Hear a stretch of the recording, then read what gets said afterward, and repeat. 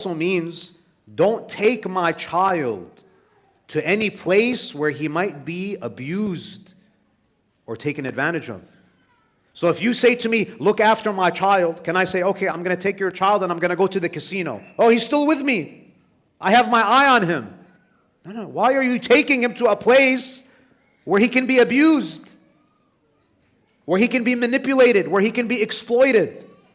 Imam Amir al-Mu'mineen, he says, "O Kumail, preserve what I give you." The problem with many people today, they think that because Ahlul Bayt have said something, I should share everything that they said with everybody at every time. I'll give you an example of how we have to be careful about when and how we share material. Now, imagine you're sitting with someone who doesn't follow the school of Ahlul Bayt. You're speaking to someone who already has an ideology. Now, instead of introducing them to Ahlul Bayt and establishing the infallibility of Ahlul Bayt, straight away you start to share with them supernatural things that Ahlul Bayt have done. You say, for example, Imam al-Sadiq did this mu'jiza, Imam Amir al-Mu'min. Now, we're not saying that it's wrong. We're not saying that these statements are not true. But you have to know your audience. You might say something to someone who doesn't even have a basic understanding of Isma of Ahlul Bayt, who doesn't even believe that they have been chosen by Allah, and you are sharing with them things that are only digestible after I believe in their divine appointment and in their infallibility. So what have you done? You have shared certain knowledge of Ahlul Bayt, but you're giving it to the wrong hands.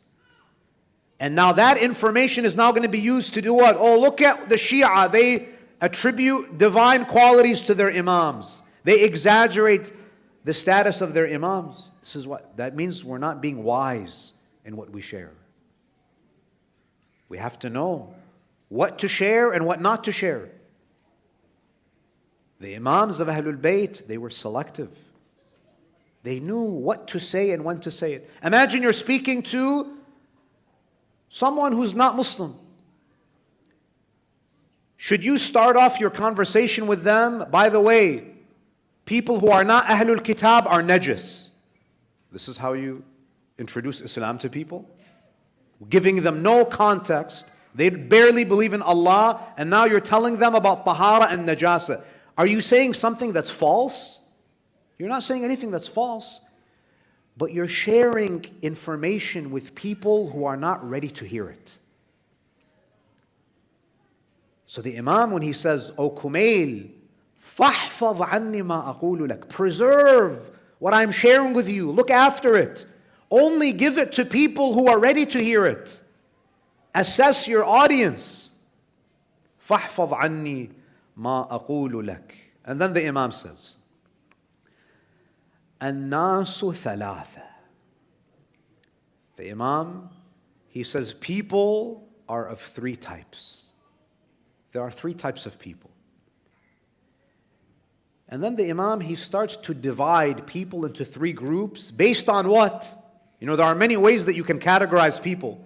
You can categorize people into the rich and the poor, male and female, white skin, dark skin. There's many ways that you can divide people.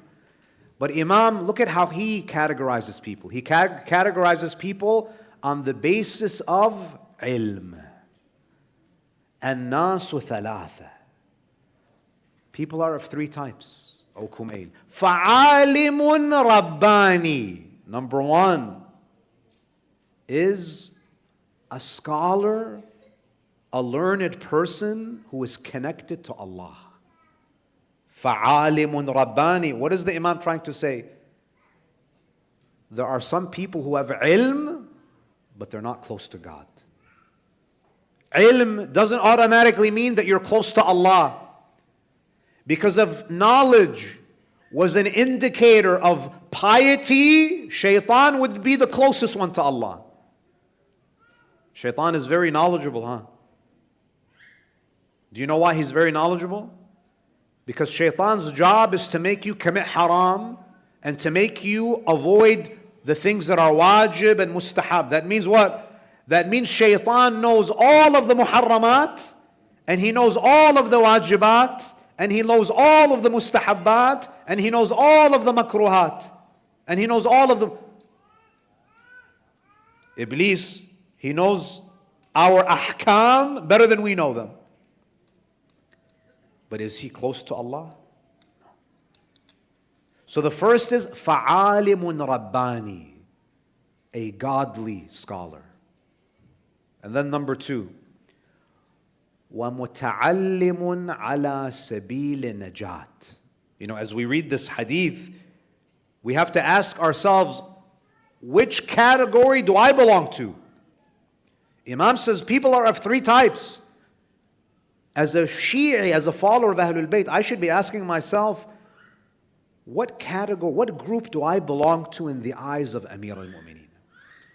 فَعَالِمٌ رَبَّانِي. Number two, وَمُتَعَلِّمٌ عَلَى سَبِيلِ نَجَاتٍ. If you're not a godly scholar, number two, the second group is a learner who is on the path of salvation. Imam is saying what? It's not enough to just learn. You have to learn with the proper intention. Muta'allim, not because I want to get a degree and I want to get the highest paying job. No. That's not, you don't belong to this group. This is someone who is actively learning because they want the knowledge that they're gaining to make them into better human beings, to make them more human, to allow them to purify themselves so they can attain salvation. There are many people in the world today, they're students, but they are not students who are seeking salvation. They're students who are seeking power, money, fame. You know, if you look at the top schools in the world today, unfortunately, the majority of people who go, not all, but many of them, who go to these institutions of higher learning, they graduate and what do? Do they start researching how to cure cancer? No, they work for defense contractors and they're designing weapons of mass destruction. You know, if you remember, maybe some of you are too young, in 2008, we had a global financial crisis. You had international bankers, CEOs, who were engaged in unethical business transactions. Now, this global crisis, who was it caused by? Was it caused by the guy who was selling watermelon in his stand? Or was it caused by people who got the best educations from the best Ivy League schools? It was caused by these people. It shows you that sometimes the most destructive people are in the world are those who learn, but they don't learn for the sake of Allah. They learn just to exploit people, to make money, to subjugate. So the Imam says, if you're not a scholar, then at least be from the second group. Be someone who wants to learn to be more human, to attain salvation. And is there any greater salvation than to live in this world for a few decades, to live a godly life, a virtuous life, and then you live in eternal bliss? Is there any greater ni'mah than leaving this world and you earn Jannah, unending, unlimited, eternal bliss and happiness? وَمُتَعَلِّمٌ عَلَى سَبِيلِ نَجَاتٍ. We need to be these types of people. If you're not reading and you're not studying Islam, you're not in this group. To be a learner means that I need to have a program for myself. coming to a majlis a few times out of the year doesn't make you متعلم على سبيل النجاة. You're not a learner who is seeking nearness to Allah, who is seeking salvation. So if a person is not from the first group, and they're not from the second group, what's the third group? Ya Amir al-Mu'mineen. What's the third group? The third group, and may Allah protect us from being from the third group. The Imam says, وَهَمَجٌ رُعَاء أَتْبَاعُ كُلِّ نَاعِقٍ. The third group, they are, unfortunately, the majority of people. The third group are the masses. And look at how Imam describes them. أَتْبَاعُ كُلِّ نَاعِقٍ. They follow every single caller. Anyone who makes a claim, they follow them. They have no discernment. If they hear something, they believe it. أتباع كل ناعق يميلون مع كل ريح. The Imam says this third group, they go wherever the wind blows them.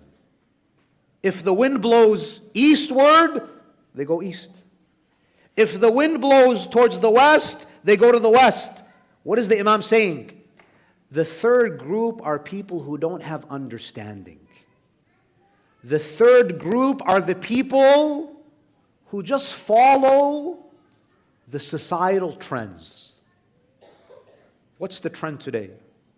The trend today is for me to identify myself with my pronouns. Okay, I do it because that's what everyone is doing.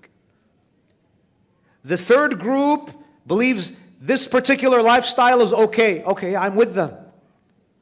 There are no principles, there's no foundation. These are people who don't have principles, they're lost. They conform with whatever the dominant culture tells them. The dominant culture says, dress like this, wear jeans that have 17 holes in it, where you look homeless. Okay? I have to dress like that. With all due respect to people who wear ripped jeans. But the point that I'm trying to make is, we're just sheep. Some of us, we're sheep. If the dominant culture says jump, we say how high? يَمِيلُونَ مَعَ كُلِّ رِيحٍ. Whatever we hear in the movies, whatever we see on TV, we mimic them. We follow them. أَتْبَاعُ كُلِّ نَاعِقٍ. Whatever this famous actress says, I want to imitate her. Whatever the most famous athletes are doing, I want to dress like them. I want to talk like them. I want to be like them. We follow them the way that we're supposed to follow Ahlul Bayt. Die-hard fans. You know everything about them. You buy everything they tell you to buy. You follow them with so much devotion that if you were to follow Ahlul Bayt like that, believe me, you would be like Ammar ibn Yasir, Salman al-Farisi. يَمِيلُونَ مَعَ كُلِّ رِيحٍ. And the Imam says, لَمْ يَسْتَضِيءُوا بِنُورِ الْعِلْمِ. They have not acquired the light of knowledge. You see, knowledge is light. If the knowledge that you have is not guiding you in your life, if it's not allowing you to discern between right and wrong, what is moral and what is immoral, that's not knowledge. Many people today, they have information. We live in an information overload period. The age of information. There's a lot of information, but there's very little knowledge, true knowledge, because knowledge is light. لم يستضيئوا بنور العلم وَلَمْ يَلْجَأُوا إِلَىٰ رُكْنٍ وَثِيقٍ. And they have not sought refuge with a firm pillar. They're not holding on to anything that's keeping them grounded. They're just like leaves. You know when you see a leaf, If a gust of wind comes, the leaf gets blown away. Now, you and I, we have to decide what type of leaf we want to be. Do you want to be a leaf that is on the sidewalk, that gets blown in any direction, that has no principles, that has no foundation? Or do you want to be a leaf that is attached to the tree? The leaf that's disconnected from the tree, it gets blown away. But the leaf that is attached to the tree, it's firm. We want to be leaves that are connected to the shajara of Ahlul Bayt, salawatullahi alayhim ajma'in.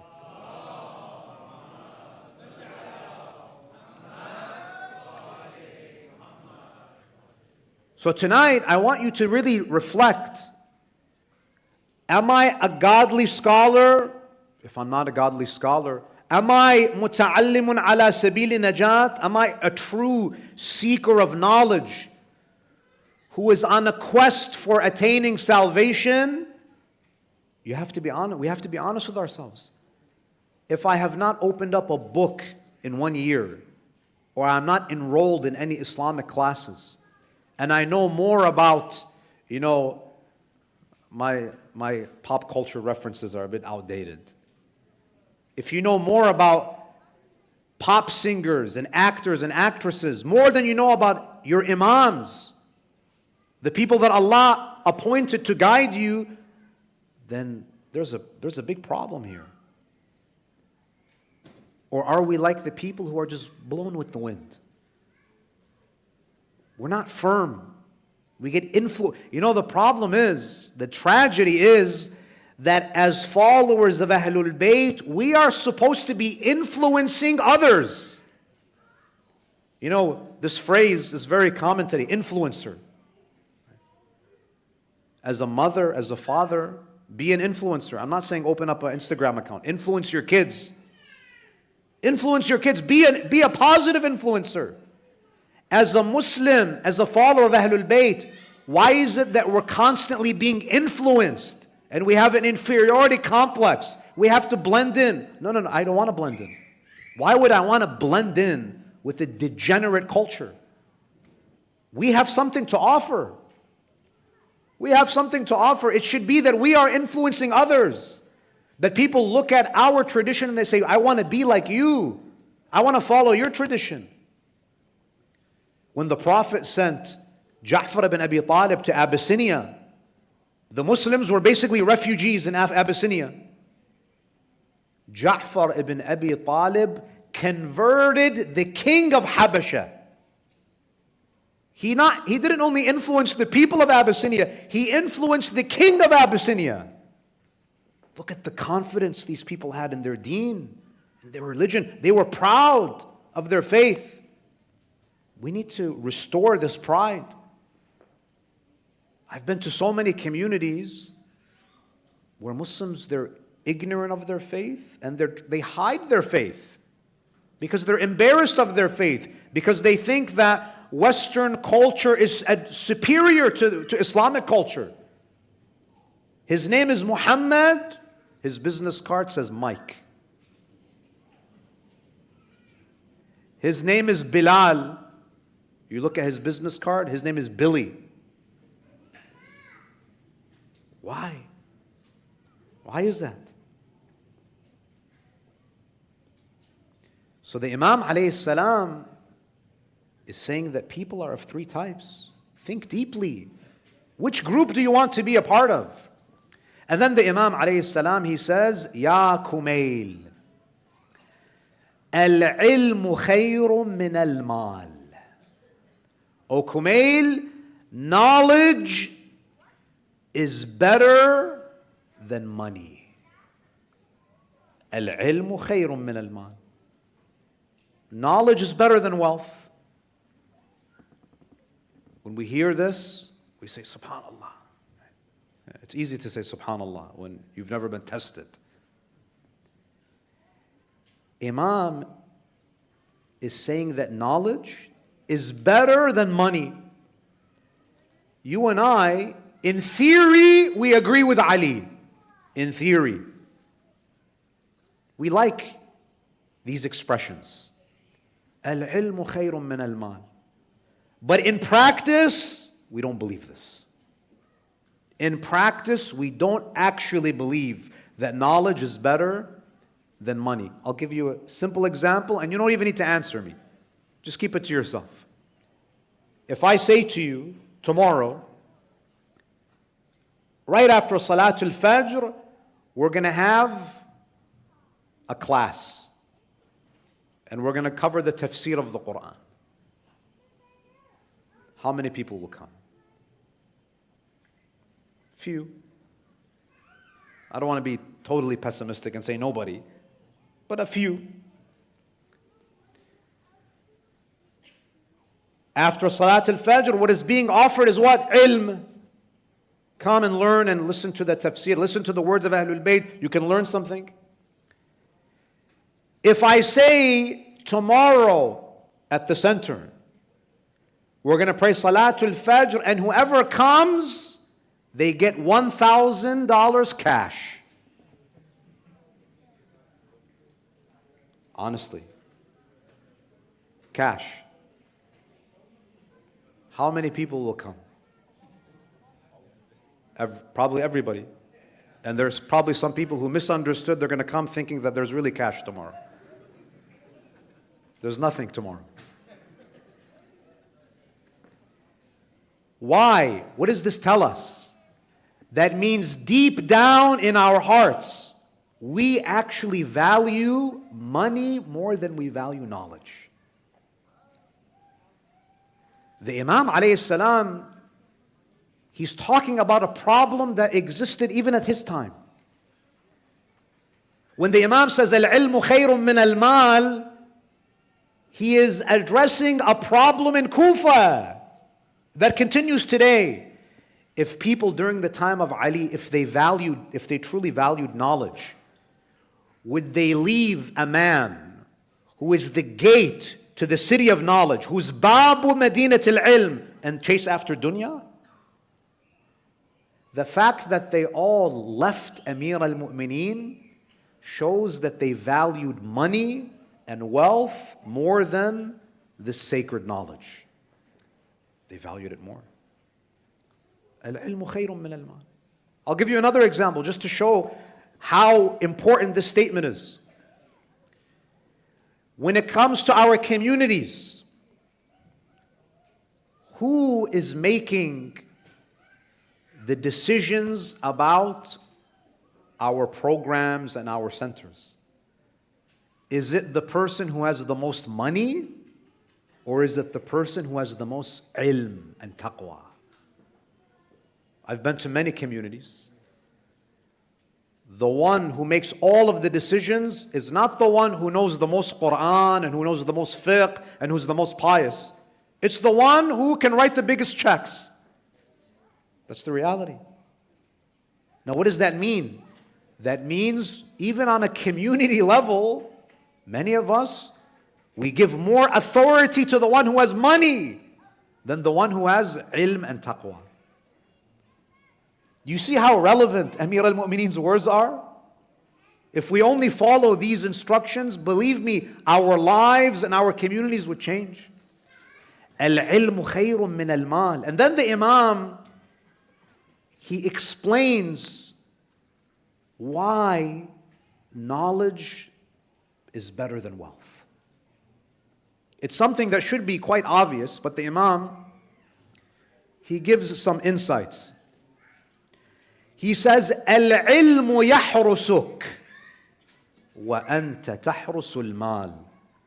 The Imam, he says, knowledge protects you, while you have to protect wealth.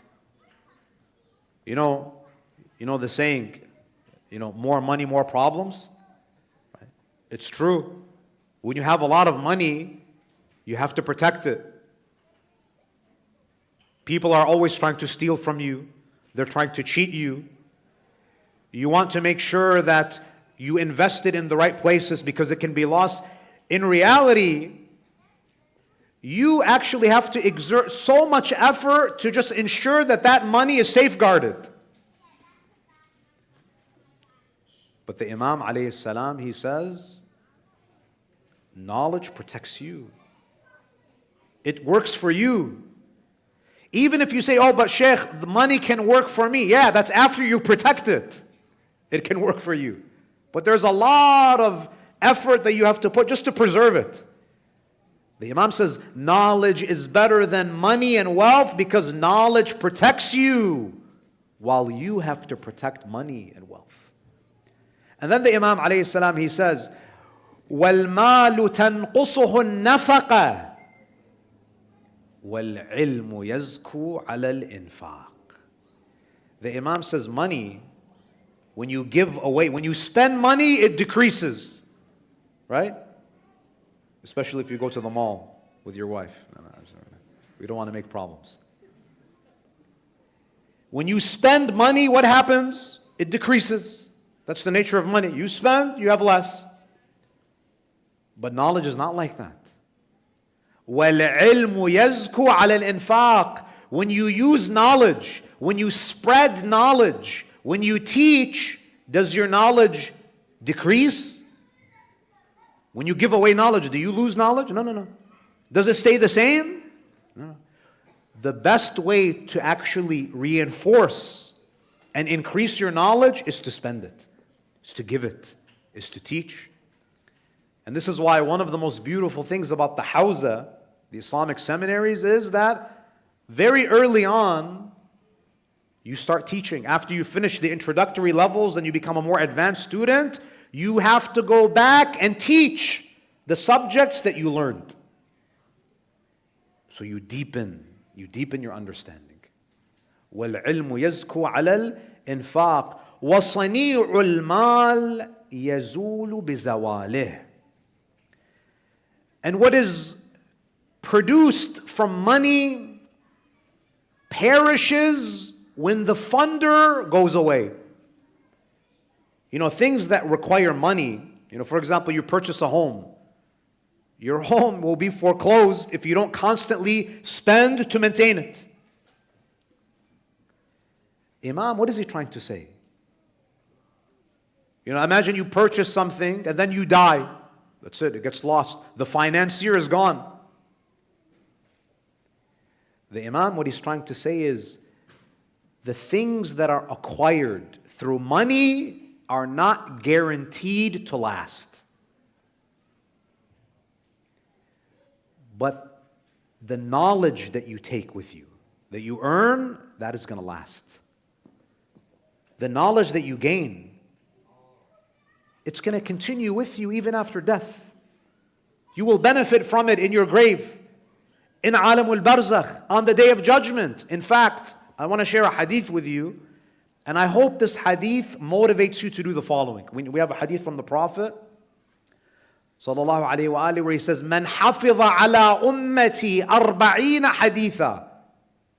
The Prophet, he says, whoever from among my nation, whoever memorizes 40 hadith, ba'athahu Allahu yawm al-qiyamati faqihan alima.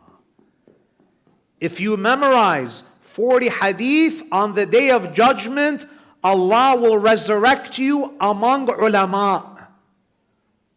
You'll be resurrected as a scholar. And do you think Allah will humiliate scholars on the day of judgment? People of ilm, you'll be honored. 40 hadith. If you memorize one hadith a week, in less than a year, you will have memorized 40 hadith. It's not difficult. Knowledge. Knowledge is what is going to benefit us. And then, how much time do I have left? It's very dangerous not to answer. Speakers, if you let them speak, will be here maybe until midnight. So if you want me to continue for a few more minutes, Sallu ala Muhammad wa ali Muhammad.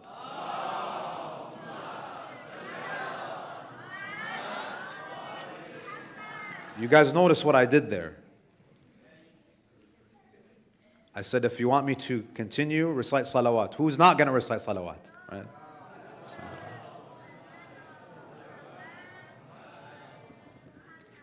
Ya Kumail, continuing, Ya Kumail ibn Ziyad, ma'rifatul ilm dinun yudanu bih. O Kumail, knowledge is deen. Meaning, knowledge is meant to be practiced. You know, the word deen has two main meanings. You know, in Surah Al-Fatiha we say, Maliki yawmid deen.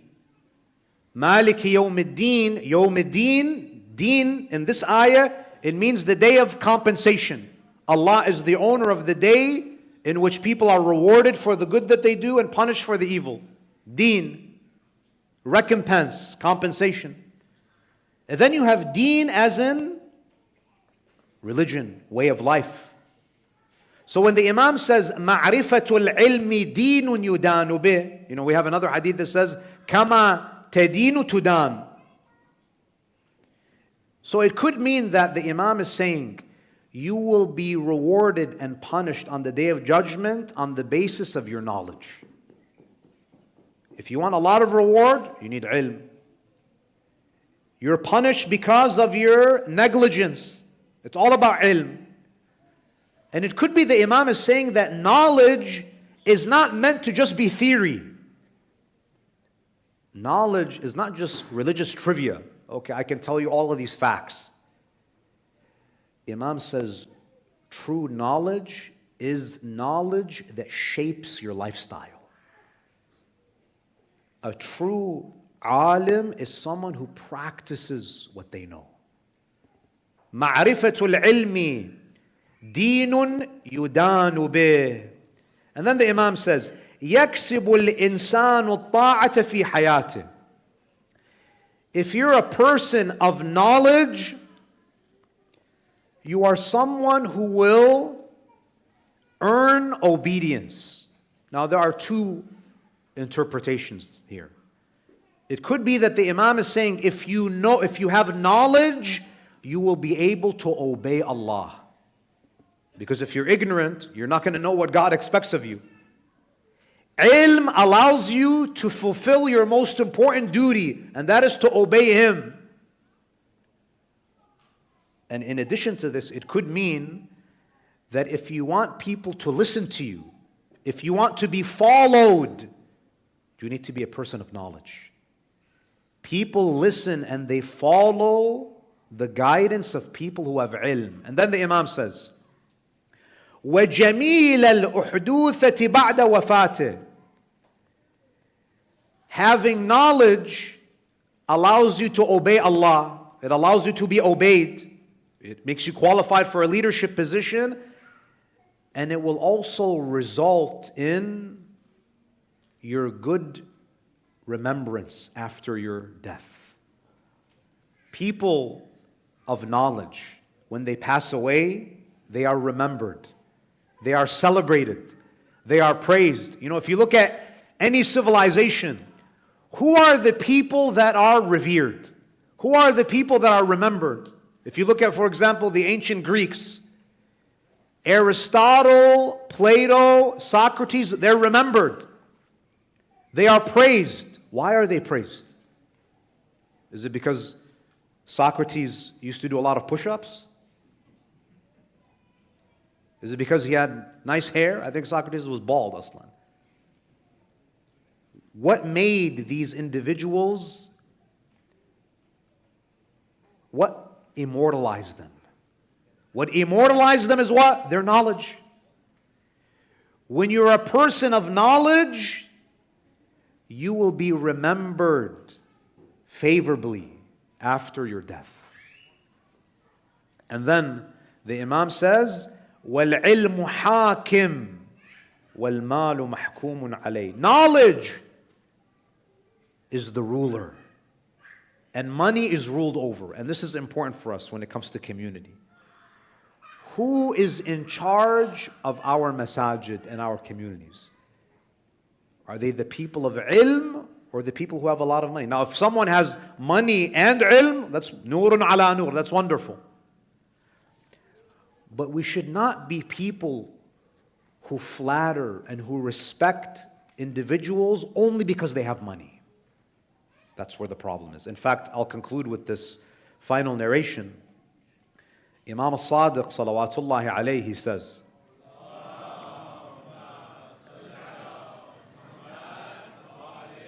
Imam, he says, من أتى غنيا فتضعضع له لشيء يصيبه منه. The Imam says, if you go to a rich person and you humble yourself in front of them only because they are rich, not because they're good people or they give charity or they have iman or they have taqwa, you are humbling yourself only because of their wealth. Do you know what Imam al-Sadiq says? ذهب ثلث دينه. The Imam says 2/3 of your iman goes away. 2/3 of your faith is lost. This is very important, brothers and sisters.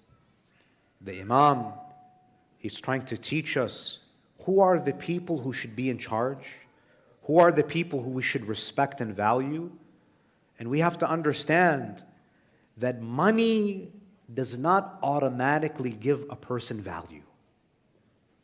It doesn't. Allah in the Quran, what does He say? Inna akramakum indallahi agnakum. Does Allah say the most noble of you are the ones who have the most wealth, who are the most successful in terms of business? No, no, no.